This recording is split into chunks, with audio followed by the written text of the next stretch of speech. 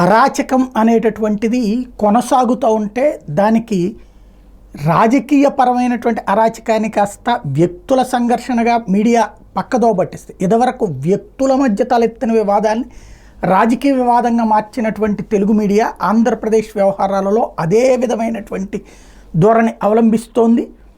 ఇవాళ మరి ఎలా రాస్తారో రేపు చూడాలి.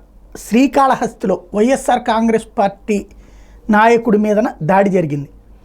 కర్రలు, కత్తులు, దాన్ని ఏమంటారు, బ్యాట్లు, వాటితో కలిసి తీసుకొచ్చి చేసినటువంటి దాడి. శ్రీకాళహస్తికి సంబంధించినటువంటి వైఎస్ఆర్ కాంగ్రెస్ పార్టీ నేత మహేంద్ర బాబు మీదన దాడి చేసింది Sai Krishna and team, Telugu Desam party వాళ్ళు. జాతర సందర్భంగా ప్రారంభించి రగడ కత్తితో మెడ మీద వేస్తే ఆ మెడ మీద నుంచి ఆ కత్తిని మళ్ళీ వెనక్కి తీసి వేయడానికి రానంతగా ఆ ఎముకల్లో కూరుకుపోయినటువంటి పరిస్థితి.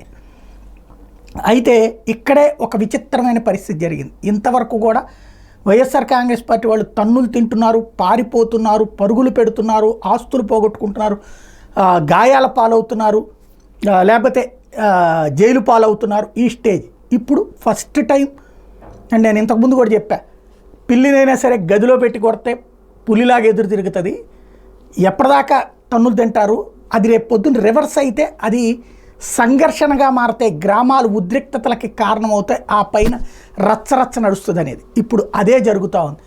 తాజాగా ఇతను తిరగబడి మళ్ళీ సాయికృష్ణ వర్గం మీద దాడికి పాల్పడ్డాడు. దాంతో సాయికృష్ణ వర్గం కూడా తీవ్ర గాయాల పాలైంది. శ్రీకాళహస్తి పవిత్రమైనటువంటి శ్రీకాళహస్తీశ్వరుడి యొక్క ప్రదేశం, పవిత్రమైనటువంటి పుణ్యక్షేత్రం.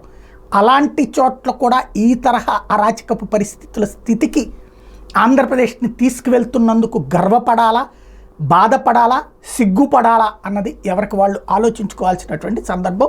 రాజకీయపరమైనటువంటి దాడి ఇది అన్నటువంటిది స్పష్టం.